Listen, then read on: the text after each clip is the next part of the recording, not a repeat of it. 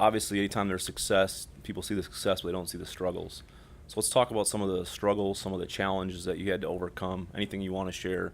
Absolutely. The one thing that most people don't understand is that all of us learn the most from our failures.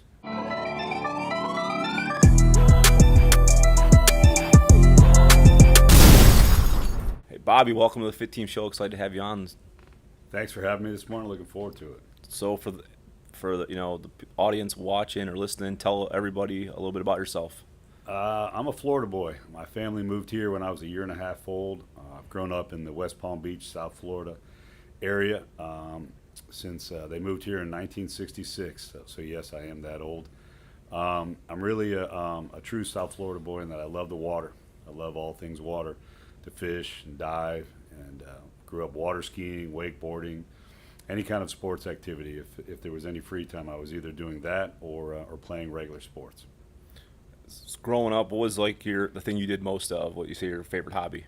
Um, Growing up, my favorite hobby was fishing, Fishing. and then second to that was diving. As a boy, I have five older sisters in my family, so I grew up with my mom, my grandmother, and all five of my sisters in my household. So you can imagine, I needed to get out of the house as often as possible to get a little sanity, and fishing really became my escape. And I fished so much that ultimately I was able to become a mate, a paid fishing mate on boats.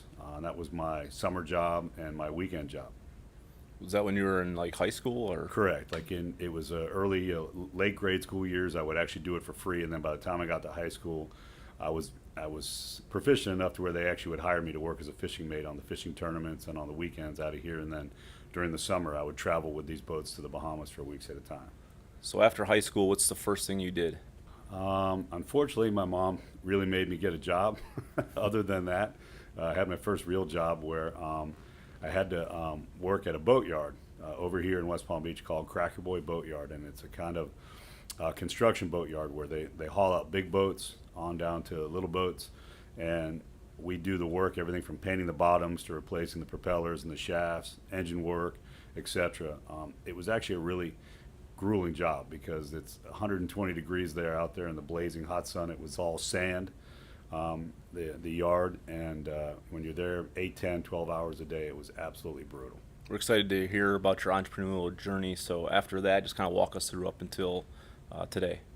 After that, I went to Florida State for my undergraduate education. I wasn't quite ready to go to law school at the time, so I went ahead and got my MBA at Florida State, graduated, then moved to Miami to work for KPMG Pete Marwick. Back then it was KPMG Pete Marwick. Now it's just KPMG. In their management consulting division, in particular the real estate and hospitality. I was doing everything from market studies to feasibility studies for hotels and large-scale real estate developments in the southeastern United States on through the Caribbean, which was actually quite a fun job. I got to travel all over. We have to hear about Florida State real quick. Uh-oh. Let's go back to Florida State and just share with everybody about that experience. Florida State was really a remarkable experience. I was actually planning on going to another school, and I visited one of my sisters there. She was going to school there for homecoming, and it was a night football game. It was in the fall. It was cold. Everyone was bundled up. It was really kind of an electric evening, and I just fell in love with the atmosphere, and I decided to change my decision and went to Florida State and really had a great time. I will say my undergrad experiences were more focused on the social element. I wasn't probably the best student in the world, but as I went to graduate school and on to law school, I did buckle down a little bit. Awesome. So let's jump back into where you left off with your entrepreneurial path. After working for KPMG Pete Marwick, I realized I really did want to go to law school. It's something I had always wanted to do, so I left the job and ended up going over to Stetson University, which is over in St. Petersburg. The undergraduate campus is in DeLand, but the law school's over in St. Petersburg. And I chose Stetson because I really wanted to be a litigator, and Stetson has always been known as producing the top litigators. It's always ranked number 1, 2, or 3 in the country for their litigation competition teams, etc. So that's really what I thought I wanted to be, was a litigator. And then after that? After graduation from law school, I moved back here to West Palm Beach to go to work for a big firm named Steele, Hector, and Davis. In particular, I was in the litigation department, but also there was a partner there by the name of Mark Rogers. And Mark had a side practice where he was representing baseball players and basketball players. Now, this is quite a while ago in 1991 and 1992, so the firm didn't really value Mark's practice as it should have, because the economics were different back then. You still, as an agent in baseball or basketball, took a small percentage, 3%, 4%. It's changed a little bit over time, but let's assume that's the numbers. Well, a big contract back then would have been $1 million a year. Well, 3% of $1 million is only 30,000, and the firm looked at that like, you spent all this time to sign this athlete, and you're going to get $30,000 for the year. You can bill that in a month as a litigator. Didn't really see the value and didn't understand its growth potential.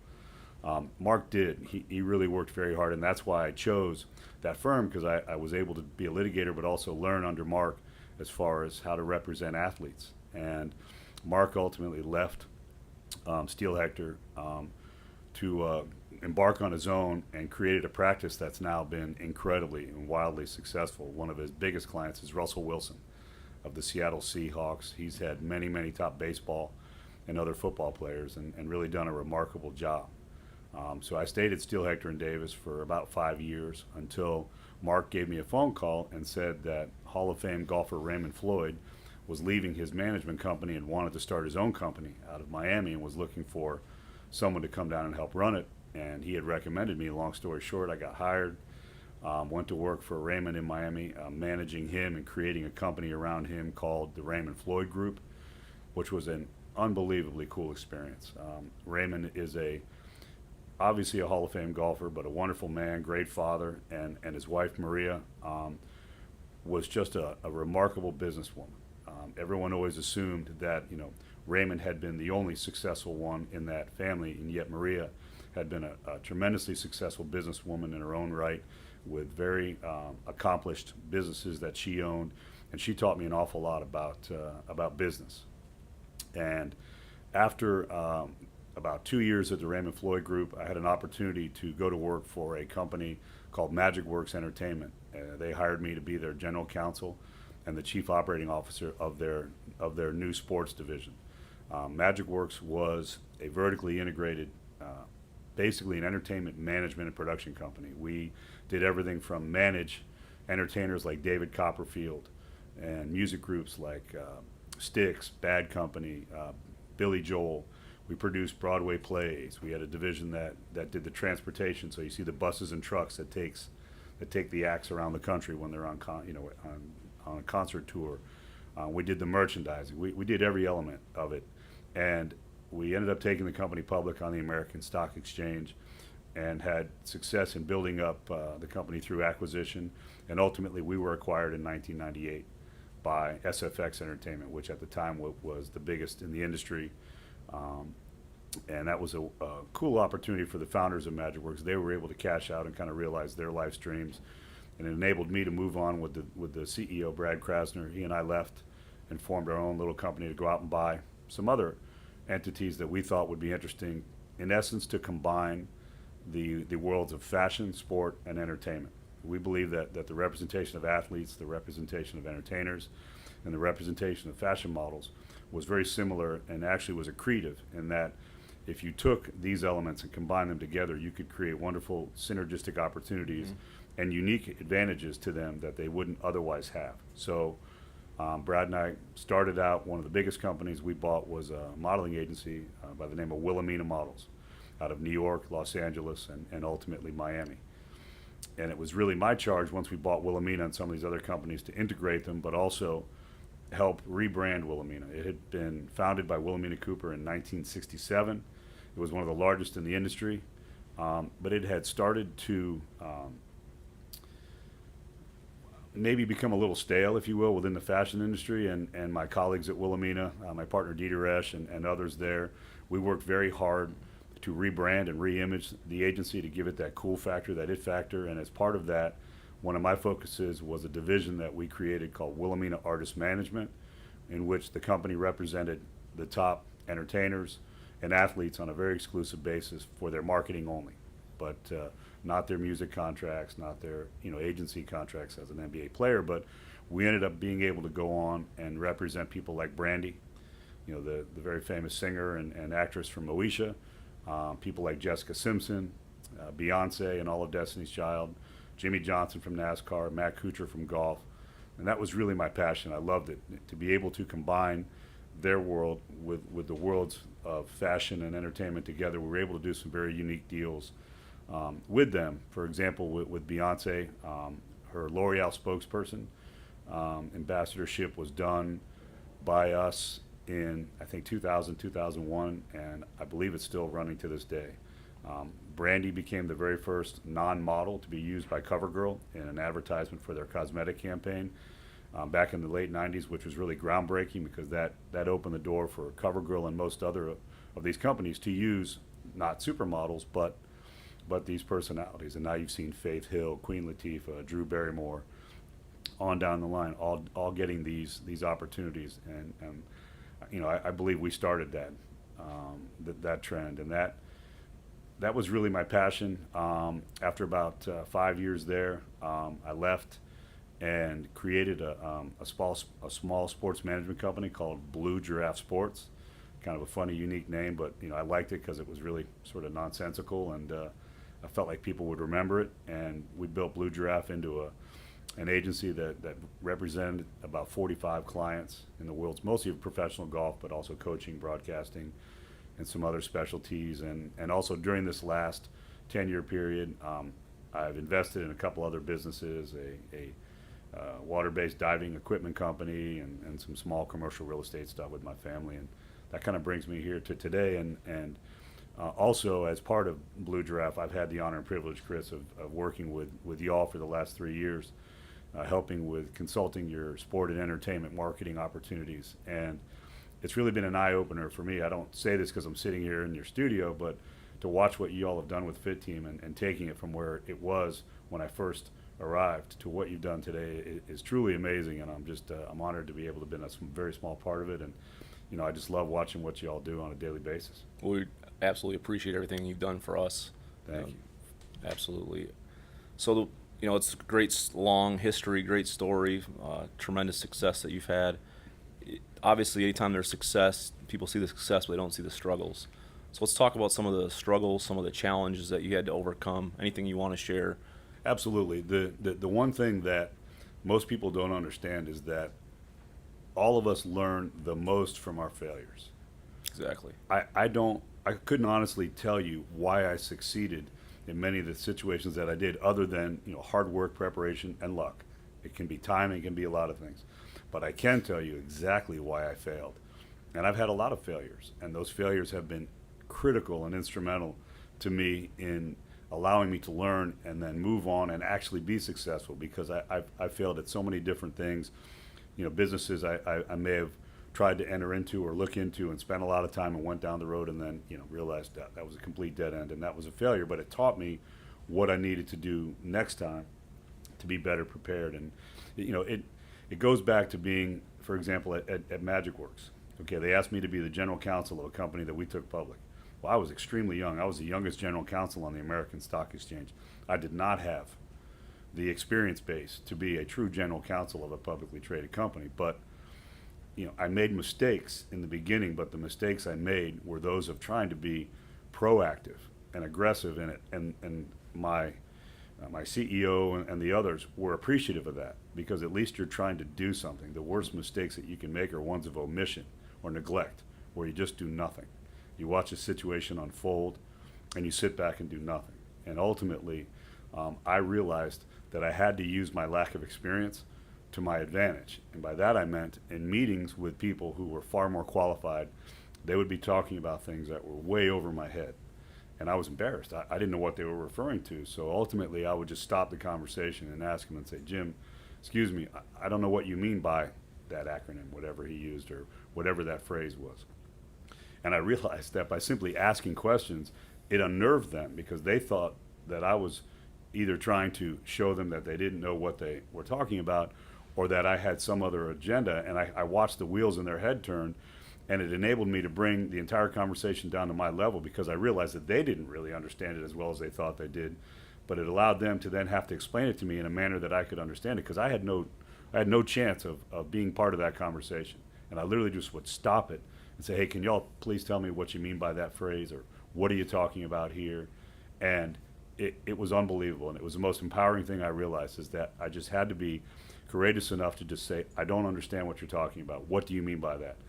And the moment I did that, I was able to participate and then add value to something that I had no business being a part of. And I think that was a wonderful lesson that people should take into any situation. Don't be fearful of stopping the situation and asking questions, multiple questions, and trying to get an understanding of what they're talking about, instead of being left out of the conversation and then either being isolated and or saying something stupid or that's not in any way relevant.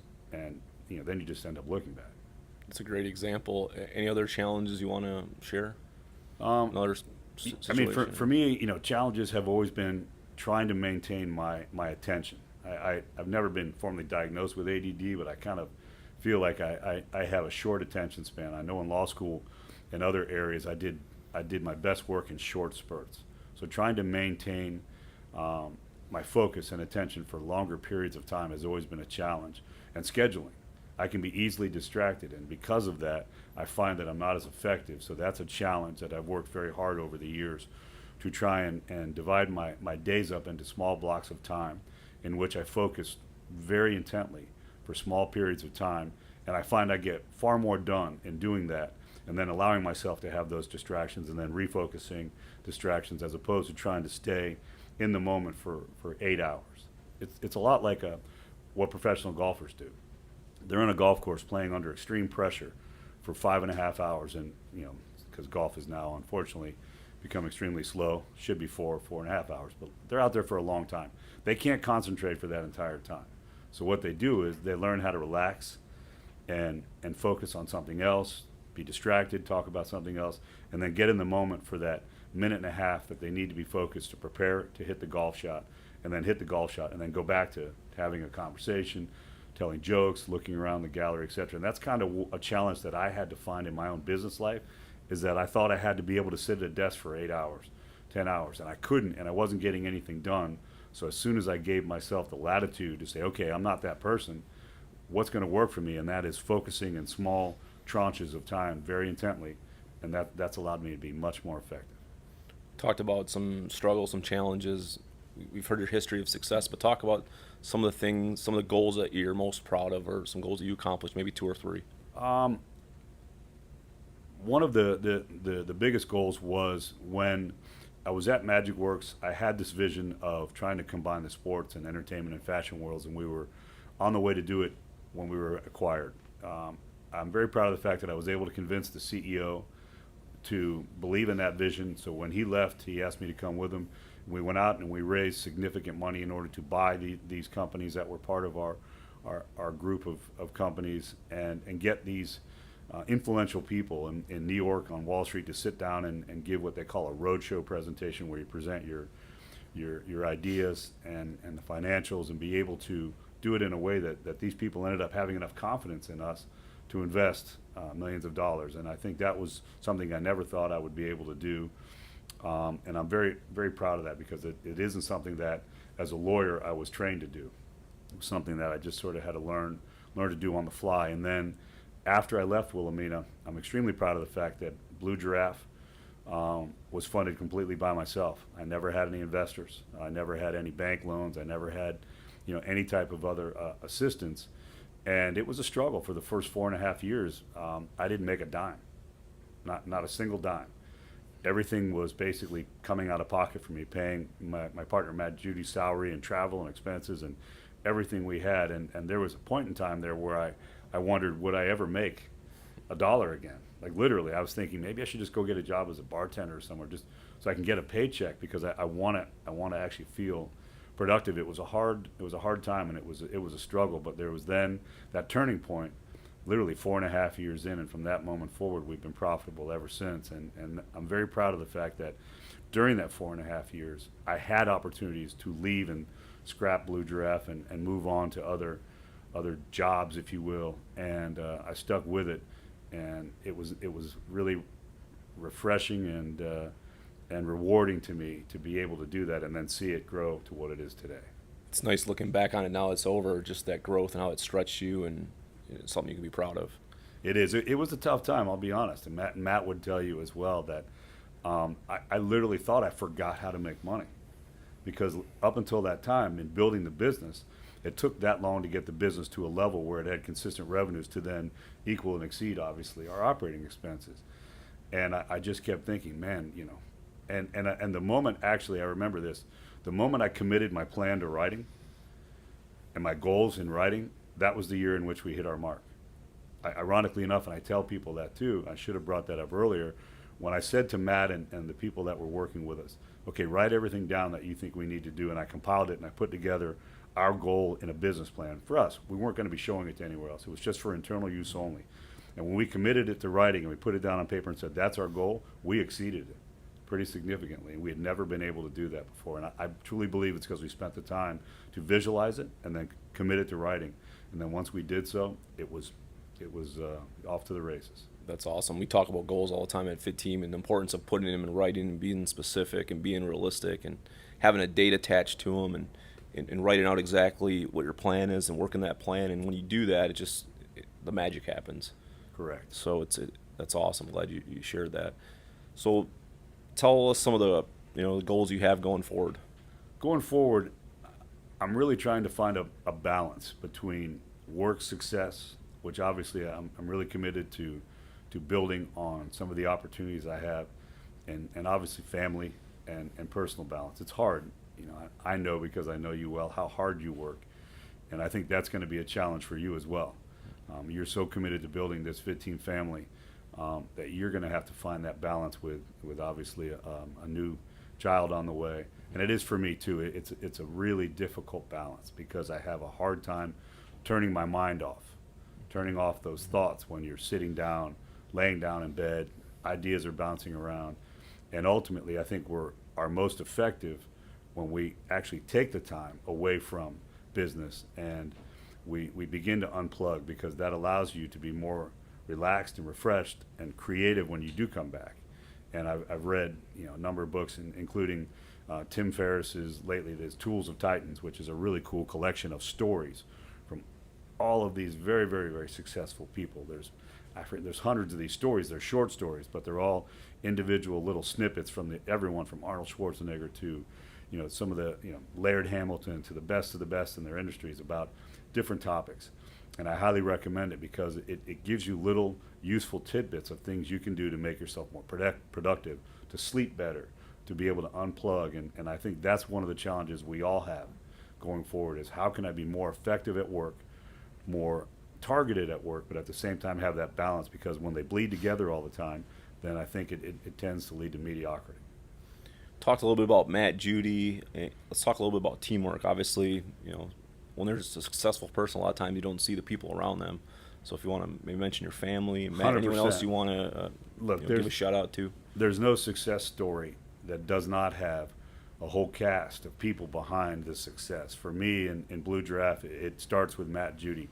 He was my intern at the time that we started Blue Giraffe Sports, and he's now my full business partner. He has been just a remarkable human partner, confidant, advisor. He's all of those things, and I have watched him grow from an intern into being, in my opinion, the best agent manager in the business. Even better than myself. He is so intuitive and has so much care and concern for his clients and what he does and how he does it, that I think it's remarkable. My family, my mom, her support while, up until she passed away, and my sisters it was instrumental. Without it, I would not have been able to survive. She was my sounding board on all those dark moments when I was wondering, am I ever going to turn a profit? Am I ever going to make $1? She helped me figure out that when you have that opportunity, do I leave Blue Giraffe and go and get a job and move on and give up that dream, or do I stick with it? She helped me analyze what really matters, and it's those people like my mom and my sisters and Matt in these endeavors, and my good friends, Chris Burdett and others who have always been there to be advisors and sounding boards, that when you look back, they're as big a part of the reason for your success as really anything, because without them we wouldn't be pushed to do what we do. So besides professionally, personally, what's some things you're looking forward to in the future? I'm really looking forward to spending more time with my girlfriend Kelly. We've obviously talked about future plans and what we're doing down the road. That's kind of an exciting thing for me, the next chapter in our lives.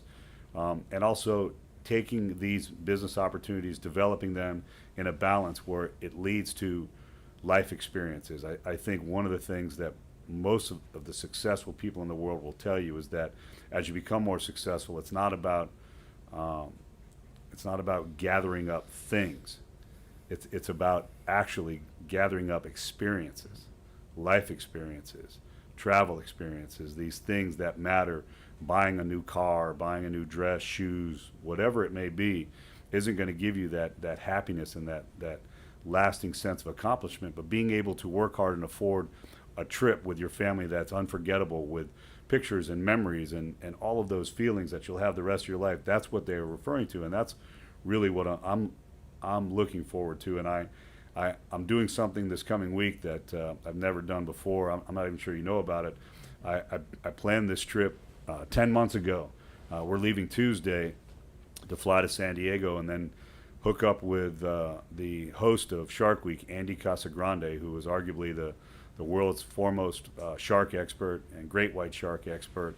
He's hosting a dive expedition. We're taking a boat out of Ensenada, Mexico, and going to spend 5 days in Guadalupe Island diving with the world's largest great white sharks and studying them and filming them in just the most remarkable environment. It's a little bit terrifying and it's a little bit exciting at the same time, and that's one of the examples of what I mean by working so hard to give yourself an opportunity to then have an experience and challenge yourself outside of your comfort zone. I mean, that's a little bit outside of my comfort zone. I love the water. I don't necessarily want to dive with great whites, but I want to because I want to see them in person and look at their majesty and understand how large and powerful and amazing they are. And the only way I can do that is seeing them in person. And that's what I mean by creating these experiences that I'll have that the rest of my life. And unlike a car or any other thing, aggregating things isn't going to give you the pleasure and value that experiences will. So people that look up to you, people that want to get in your profession, people that want to be an entrepreneur, what advice do you have for them? I always tell people, make sure it's your passion. Make sure it's your love and something that you genuinely want to do. I ask people all the time this question, and it kind of throws them off. I say, if you had all the money in the world, or money wasn't an object, what would you do? And it's a difficult question for a lot of people because they say, no, what would you do if you could do anything? Would you create a foundation that is dedicated to pediatric AIDS research? Would you create this type of company? What would you do? And after a while, it gives them a sense of sort of where their real passions lie. And that's what I would tell people. Find out what your real passions are. A lot of people that I talk to in our industry, they love sports. They eat it, they sleep it, they breathe it. To them, it's part of who they are.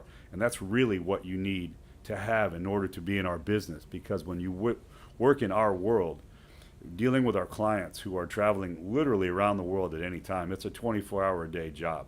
7 days a week because they're playing golf 7 days a week. The practice rounds are Monday to Wednesday, and then the tournaments are Thursday to Sunday. So you could get a call Saturday night at 2 in the morning because someone's playing in Asia. It's really any time of the day or night, and you have to truly love what you're doing and who you're doing it with if you're going to want to be a part of that. And that's why I say it's got to be your passion.